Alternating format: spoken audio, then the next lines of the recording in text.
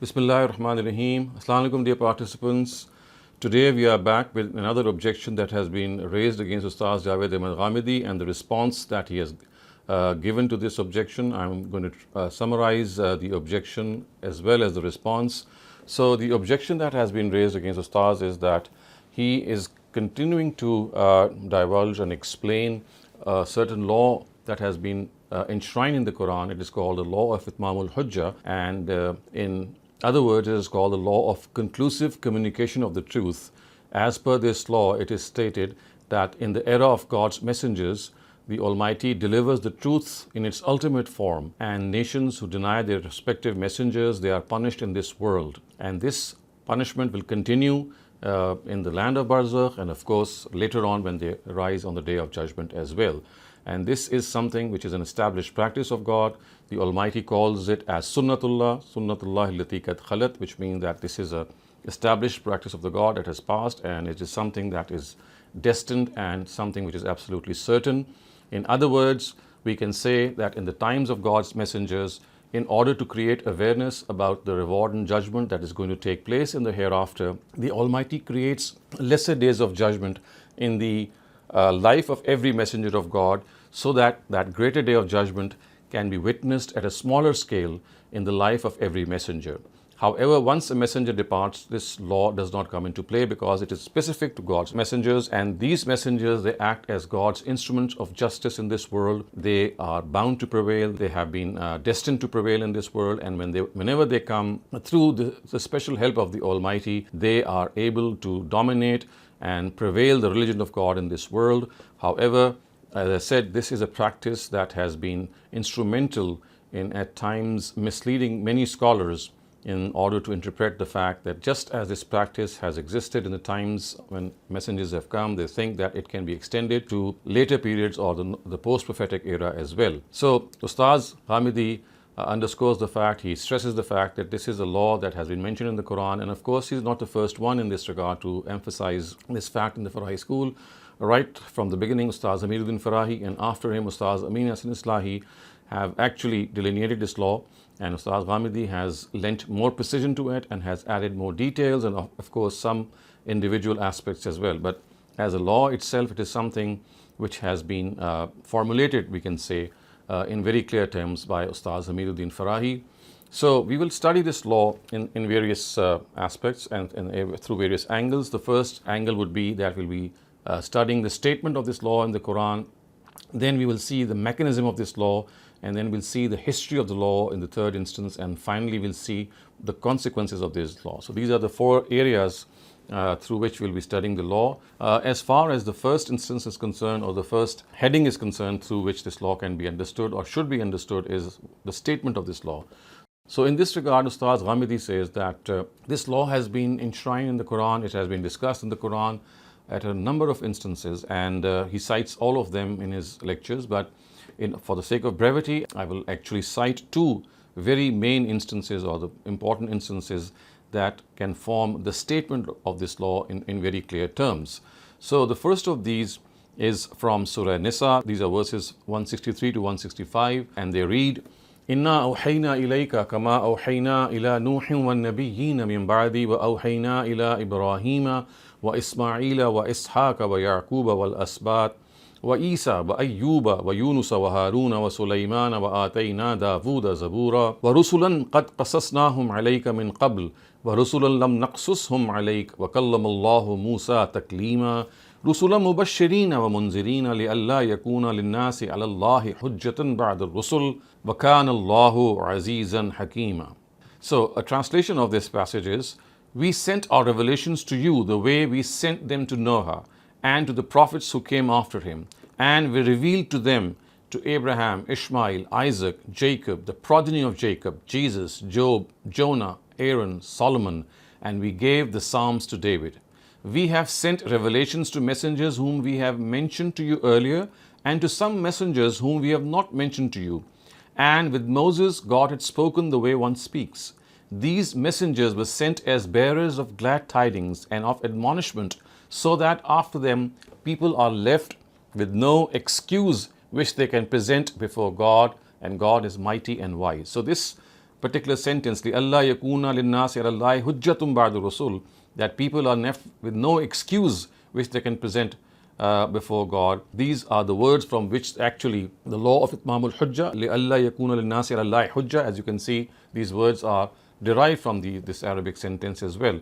And clearly they tell us that as far as messengers of God are concerned, they arrive with glad tidings and they warn and admonish people that if they do not accept the truth, in spite of the fact that it is conclusively conveyed and such that there is absolutely no chance of any confusion, then a person who, in spite of this conclusive communication, intentionally and deliberately denies it, then this is something which is not acceptable. So this first verse actually is like telling us that as far as these messengers are concerned, they leave no stone unturned. They present the message of God in the way they have received it, and such is the exactitude and such is the finesse of this message and the way it is delivered that the addressees are left with no excuse. So we can say that it is here that the term of Itmamul Hujjah or conclusive communication of the truth is derived. Now I will cite another passage which tells us that what happens when messengers are denied and how this passage actually tells us that they are destined to prevail in this world and their denies are punished in this world. So these are verses from Surah Yunus in Surah number 10 verses 45 to 54. I'm going to read out the text and its translation as well. وَيَوْمَ يَحْشُرُهُمْ كَأَن لَّمْ يَلْبَسُوا إِلَّا سَاعَةً مِّنَ النَّهَارِ يَتَعَارَفُونَ بَيْنَهُمْ قَدْ خَسِرَ الَّذِينَ كَذَّبُوا بِلِقَاءِ اللَّهِ وَمَا كَانُوا مُهْتَدِينَ وَإِمَّا نُرِيَنَّكَ بَعْضَ الَّذِي نَعِدُهُمْ أَوْ نَتَوَفَّيَنَّكَ فَإِلَيْنَا مَرْجِعُهُمْ ثُمَّ اللَّهُ شَهِيدٌ عَلَى مَا يَفْعَلُونَ وَلِكُلِّ أُمَّةٍ رَسُولٌ فَإِذَا جَاءَ رَسُولُهُمْ قُضِيَ بَيْنَهُمْ بِالْقِسْطِ وهم لا يظلمون ويقولون متى هذا الوعد إن كنتم صادقين قل لا أملك لنفسي ضرا ولا نفعا إلا ما شاء الله لكل أمة أجل إذا جاء أجلهم فلا يستأخرون ساعة ولا يستقدمون قل أرأيتم إن أتاكم عذابه بياتا أو نهارا ماذا يستعجل منه المجرمون ثم إذا ما وقع آمنتم به الآن وقد كنتم به تستعجلون ثم قيل للذين ظلموا ذوقوا عذاب الخلد هل تجزون إلا بما كنتم تكسبون ويستنبئونك أحق هو قل إي وربي إنه لحق وما أنتم بمعجزين ولو أن لكل نفس ظلمت ما في الأرض لافتدت به وأسروا الندامة لما رأوا العذاب وقضي بينهم بالقسط وهم لا يظلمون. I will now read out a translation of this passage. And the day God will gather them, they will feel that they stayed for only a short period of a day. They would recognize one another. Those who denied the meeting with God ended up as losers and were not able to adopt the right path. Either we shall show you a part of what we are promising them or give death to you.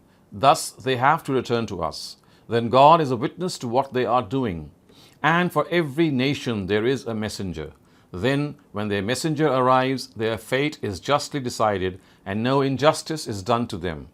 And they say, when will this promise be fulfilled if you are truthful? Tell them, I do not have any authority regarding any benefit or harm for even my own self except what God wills. For each nation there is a period fixed. When that time arrives, they are not advanced in time or deferred for a moment. Tell them, speak up. If God's torment visits you any time in the day or night, what is the basis on which the wrongdoers want to hurry it on? Then will you only believe when it suddenly comes? Now you have believed, you were calling to hasten it. Then it will be said to these unjust, taste eternal torment now, this is the recompense of your earning. And they ask you, is this really a truth?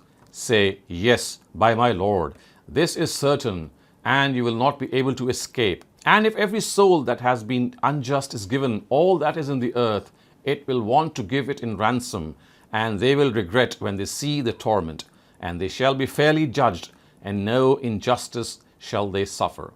So viewers, as you can see that in this particular passage, it is clearly said that لِكُلِّ أُمَّةٍ رَسُولٌ فَإِذَا جَاءَ رَسُولُهُمْ قُضِيَ بَيْنَهُمْ بِالْقِسْطِ, which means that for every nation there is a messenger, and once that messenger comes to them, their fate is decided, which means that it is decided in this world and It is decided with justice. وَهُمْ لَا يُظْلَمُونَ. And there is absolutely nothing that can undo it. There will be no injustice done with them, and justice will be fully meted out. Now, as far as the mechanism of this is concerned, we will be discussing this presently. But before we do that, Ustaz Ghamidi has also pointed out that in this regard, if you study various exegetes, you'll find that scholars have related these set of verses to the hereafter, particularly the fact that it is said that the fate of their nation shall be decided. So, قُضِيَ بَيْنَهُمْ بِالْقِسْطِ. These words, general scholars relate to the hereafter, but if you look at the context, we can clearly see that it is something about which the Quran is telling us that this is a happening that relates to this very world. It's not something related to the hereafter. Thus, Ustaz says that if you look at Zamakhshari, he has actually cited the fate of the Prophet and his deniers as the first interpretation of this verse. And it is only as the second interpretation that he has said that there are some scholars who say that this is something that belongs to the hereafter.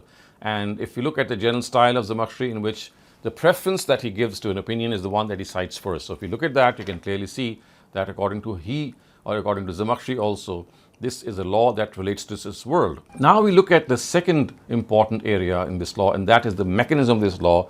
How does this law come into action? How does it come into play? So it is evident from the Quran that three things are required for this. Firstly, the presence of a messenger of God, and he invites a nation to profess faith in him. Secondly, the nation is given enough time so that if its people want, they come to see the messenger and directly hear the message of God from his tongue, because the person of a messenger itself is a sign of God. Thirdly, God's help and close relationship with the messenger and his companions manifests itself in such a grand way before the eyes of their addressees that no one can form another opinion about it. God says that after this, no one is left with an excuse for disbelief to present before God. And again, we have seen that verse which says, لِأَلَّا يَكُونَ لِلنَّاسِ عَلَى اللَّهِ حُجَّةٌ بَعْدَ الرُّسُلِ, so that the messengers, or after the messengers, people are left with no excuse which they can present before God. So it is possible for the believers to punish the rejectors. They are directed to do so. I mean, if it is possible.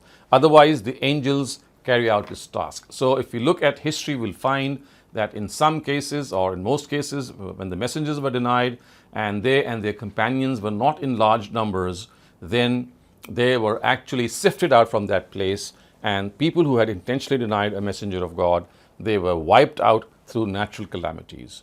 On the other hand, if there is a substantial amount of people or companions who profess faith in the messenger, and they also have a place to migrate and establish their political authority, then what happens is that the Almighty is able to take his messenger and his companions, these migrants, to that place, and they are blessed with political authority. And then the punishment this time does not descend through natural calamities. It descends, or it ensues from the swords of the believers. So this is how it happens. And again, there is one important thing that has to be understood, that as far as the punishment itself is concerned, we'll see that people who are idolaters, people who subscribe to idolatry, they are not given any extension in life, and they are put to death if they insist on their denial, because as we know that the punishment of polytheism, deliberate polytheism, in the hereafter is death. And the same punishment is given by the Almighty through his messengers if they insist on this deliberate denial. And if, of course, this is not available, this service is not available, if the messengers are not given a piece of land where they can migrate to, and also they don't have sufficient numbers of people with them or companions with them, then these idolaters or these polytheists are destroyed by natural calamities.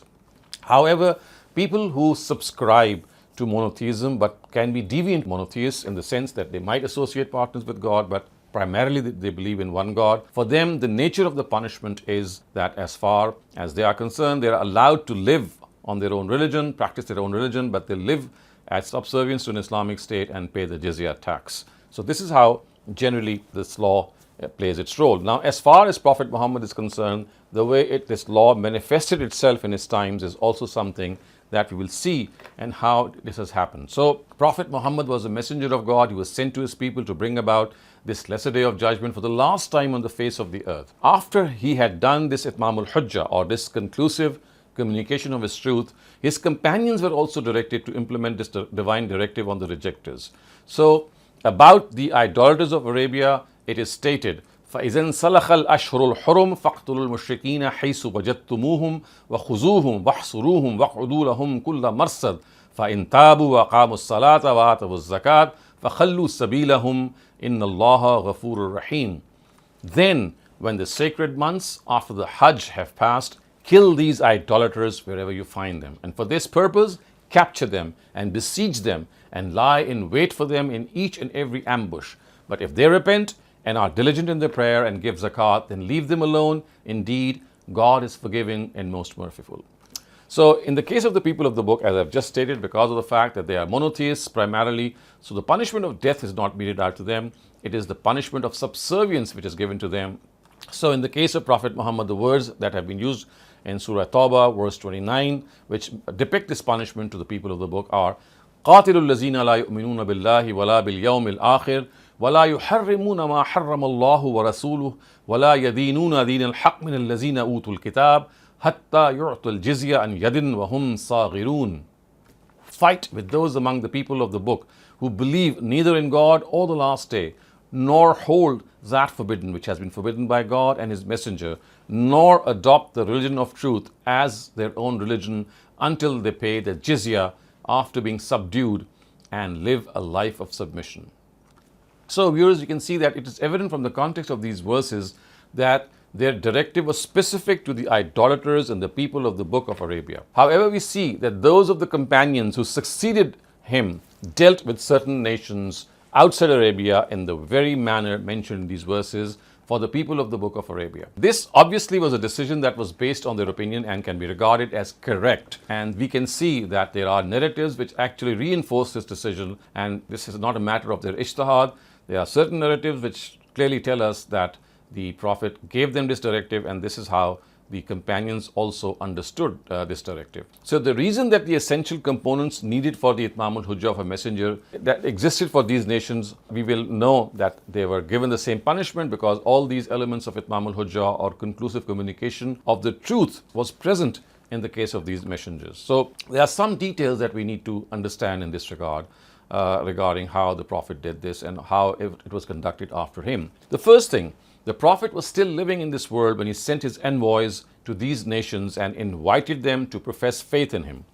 We know that this happened after 6 Hijrah. Everyone aware of the history of his times knows that he had written letters to the heads of state of these nations and warned them that since he is the messenger of God and since he has invited them to accept Islam, the only way left for them to succeed in this world and in the next was to respond positively to this invitation. So these letters were written to some heads of states, and we know that they included King Negus of Abyssinia, Makaukas of Egypt, Khusro Pervez of Persia, Heraclius of Rome, Munzir bin Savi of Bahrain, Huzza ibn Ali of Yamama, Haris bin Shamr of Damascus, and Jafar of Aman. There is not much difference between the content of these letters. And I'm just going to cite one of these letters which has been cited by Ustaz, and this was written to Heraclius, who was the Caesar of Rome. And you can see the style, majesty and authority with which these letters were written becomes clearly evident from their text. So a translation of this letter is, "In the name of God, the most gracious, the ever merciful, from Muhammad, the servant and messenger of God, to Heraclius, the ruler of Rome, peace to him who follows the guidance. After this, I invite you to accept Islam. If you become Muslims, you will live in peace. God will give you a double reward for this. If you turn away, then you will also be responsible for the sin of your subjects. People of the book, come to what is common between us. We shall not worship anyone except God, and nor associate anyone with him, and none of us will make anyone except God his Lord. Then if they turn away, tell them, bear witness that we are Muslims." So clearly you can see that it was in the 7th century Hijrah, I need to correct myself, it was not the 6th century, it was the 7th century Hijrah in which these letters were written. So the second point in this regard is that the letters that were written in 7th Hijrah after the Prophet had returned from Hudaybiyah, we know that after that he lived for about 4 years. And during this time, he even journeyed to Tabuk, which was undertaken in the anticipation of any attack from the Romans. Remember, this letter was written to the the Roman emperor, and it was 4 years after this letter that the Prophet still lived. And so he even traveled to Tabuk to anticipate any attack from the Romans, but this has not happened. So the people of these nations, as well as their ruling nobles, could have come to meet him if they wanted, and could have seen the last messenger of God from their very eyes. So again, we have to understand that this, although this never happened, but it was made available for them. The third important thing in this regard is that God's help and the close relationship that manifested itself in the battles of Badr, Uhud, Ahzab and Khaybar between the idolaters and the people of the Book of Arabia, and as a consequence of this punishment, they were declared worthy of punishment, also manifested itself before all those nations when, in accordance with the explicit predictions of the Quran, the Quraysh of Mecca was subdued in spite of all their might and majesty, and all their leadership was killed. Mecca was conquered. The Quraysh was stripped of the custodianship of the foremost house of God, and people in multitudes entered the folds of Islam. The Sharia was implemented, and no other religion could politically and religiously dominate Arabia. Not only this, the empires of all these nations crumbled to dust when onslaughts were launched against them. Nations whose rulers had been told that they will necessarily be subdued after Itmam al-Hujjah or conclusive communication of the truth by the messenger of God. Without accepting faith, their kingdoms could not flourish on the face of the earth. So all these established facts which manifested themselves before people of those times. Whatever the companions of the Prophet did was on these very grounds. They would have necessarily directed the attention of people to these facts when they would have delivered their message.